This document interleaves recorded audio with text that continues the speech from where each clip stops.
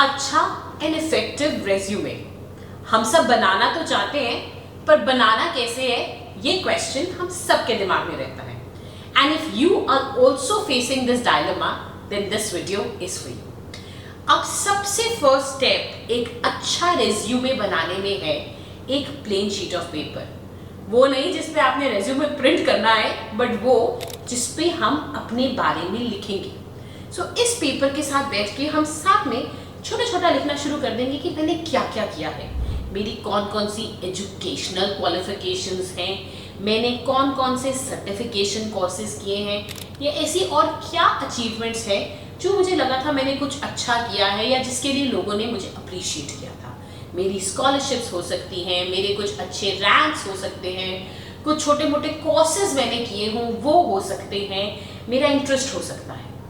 अब I promise you ये 10 minute 2 घंटे के गूगल से बहुत ज़्यादा रेलेवेंट रहेंगे, बिकॉज गूगल आपको किसी और की कहानी बताएगा, पर ये वाइट शीट ऑफ पेपर आपकी स्टोरी है जो एक रेज्यूमे में होनी चाहिए। अब एक फैक्ट, एवरेज 6 से 7 सेकेंड, 6 to 7 सेकेंड्स की ड्यूरेशन के लिए ही एक रेज्यूमे देखा जाता है। सो वी वांट हम ये सब फैक्ट्स अपने रेज्यूमे में इस तरीके से डालें कि 6 to 7 सेकेंड्स में सामने वाले को मेरे बारे में अच्छा आइडिया मिल जाए। They should get a fair amount of idea of my qualifications and my worth.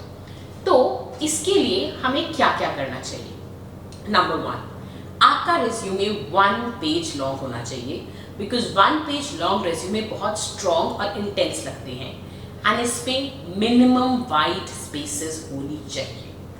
अब आइडियली आपके डिफरेंट हेडिंग्स एंड कॉलम्स होंगे जो डिपेंड करेंगे आप किस मोड पे हैं। Do you have work experience already, कि आप एक फ्रेशर है कॉलेज से अप्लाई कर रहे हैं, सो उस मुताबिक आपके कॉलम्स रहते हैं। बट एक एवरेज आपको आइडिया दे देती हूँ। सबसे ऊपर लगेगा आपका नाम एंड प्रोबेबली आपके कॉलेज का नाम, अगर आप कॉलेज से डायरेक्ट अप्लाई कर रहे हैं, या आपका नाम, फ़ोन नंबर, एड्रेस। उसके बाद हम शुरू करेंगे आपकी एकेडमिक क्वालिफिकेशन से। नाउ इन एकेडमिक क्वालिफिकेशंस आप सबसे ऊपर डालेंगे अपनी most recent qualification, which can be a post grade और एन अंडर ग्रेड। उसके बाद आप डालेंगे अपना 12th and 10th। You can mention the name of the institute, and आप यहीं पे भी एक कॉलम बना सकते हैं अपने मार्क्स का या कुछ स्पेसिफिक अचीवमेंट्स का, या आप उनको नीचे भी डाल सकते हैं। अ लॉट ऑफ टाइम्स हमारी सेकेंड हेडिंग रहती है एकेडमिक अचीवमेंट्स की, जिसमें हम डाल सकते हैं अपनी स्कॉलरशिप्स, या कोई अच्छे रैंक्स हमें मिले हों, या कुछ अप्रिसिएशन सर्टिफिकेट्स हमें मिले हों, वो डिटेल्स। अब रैंक की बात करूं तो सपोज मेरा रैंक था 251 10,000 लोगों में, और मैं लिख देती हूँ स्कोर और rank of 251 in my college. अब देखिए 251 कितने लोगों में, इज इट अमंग्स 1000 स्टूडेंट्स और व्हाट? इससे आपकी क्वालिफिकेशन का आइडिया नहीं लगता है। बट अगर आप यही लिखते हैं सिक्योर्ड 251 रैंक अमंग्स 10,000 स्टूडेंट्स, तो इसी फैक्ट को बहुत ज़्यादा वेट मिल जाता है। So always put your numbers in this way. Next column generally रह सकता है आपका जॉब्स का, या इंटर्नशिप्स का, या प्रोजेक्ट्स का, जो कि अगेन आप रीसेंट से नीचे लिखेंगे। अब इसके अंदर जो हमने पॉइंट्स डाले हैं उनके लिए भी आपको एक चीज़ बताती हूँ। You will always put points जहाँ पे आपने इम्पैक्ट क्या क्रिएट किया हो। आप ये नहीं लिखेंगे आई वॉज द मैनेजर ये। यू विल ऑलवेज बी आपने मैनेजर बन के क्या इम्पैक्ट क्रिएट किया, और इसको आप शुरू करेंगे पावर वर्ब्स से। अब पावर वर्ब्स क्या होते हैं? वो ऐसे वर्ड्स हैं जो शो करते हैं आपने एक्चुअल बहुत काम किया। For example conducted, stimulated. आप अगर गूगल करेंगे आपको huge list of power words मिल जाएगी, और हर बुलेट पॉइंट को पावर वर्ब से ही शुरू कीजिए, और हर बुलेट पॉइंट की फ्रेमिंग भी सेम होनी चाहिए।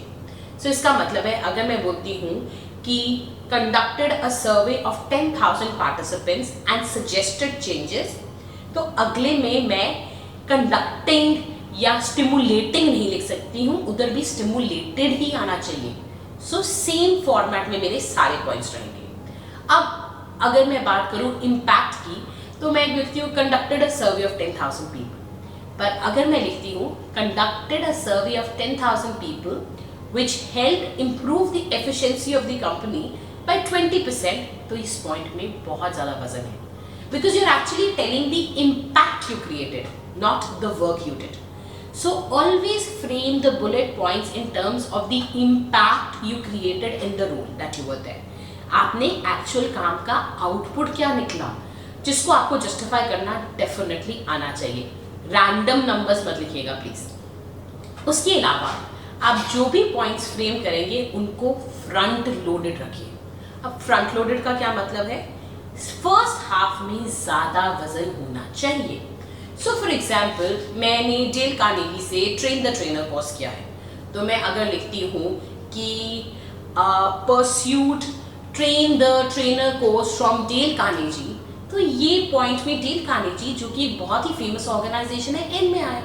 पर अगर मैं लिखती हूँ pursuit Dale Carnegie train the trainer certification course, तो कोई भी जब मेरा रेज्यूमे देखेगा उसको डेल कार्नेगी बहुत ही क्लियर दिखेगा, बिकॉज वो मेरे first half of the CV में है. सो हर पॉइंट को इसी तरीके से ड्राफ्ट करें ताकि फर्स्ट हाफ में उसमें ज़्यादा वैल्यू हो. Your valuable details are in the first half. अब हमने बात की वर्क एक्स की. उसके बाद एक कॉलम रह सकता है पोजीशंस ऑफ रिस्पॉन्सिबिलिटी या एक्स्ट्रा करिकुलर एक्टिविटीज, जहाँ पे अगेन आप अपना इम्पैक्ट डालना चाहते हैं. आप ये नहीं डालना चाहते कि I was the member of the debate club. No, you would like to put something like conducted a debate competition in which 10,000 students participated, जिसमें obviously अब 10,000 is a huge number, हो सकता है प्रैक्टिकली नंबर डिफरेंट हो, पर इस तरीके से पॉइंट डालने से आपका इफेक्टिवनेस सामने आती है. Marketing head of this team, no, marketing head gathered a marketing budget of इतने for my college. Definitely value add होती है, तो आप अपनी वैल्यू ऐड शो कीजिए इन पॉइंट्स में. पॉइंट्स ऑफ रिस्पॉन्सिबिलिटी के अलावा आप अपने इंटरेस्ट डाल सकते हैं जो आपको जस्टिफाई करने आने चाहिए. अब बहुत बार लोगों ने लिखा होता है रीडिंग, और अगर मैं उनको पूछती हूँ कि आप कौन सी बुक रीड कर रहे हैं, तो then they start thinking it's been a while, we have not read. अरे, you giving me that in resume, that's your interest, तो उसको justify तो करना सीखो. So इन सब चीज़ों का अगर आप ध्यान रखेंगे, that your resume should be front loaded, it should have numbers, it should show your impact, and all the headings should generally start with power verbs, तो आपका resume काफ़ी strong सामने आएगा.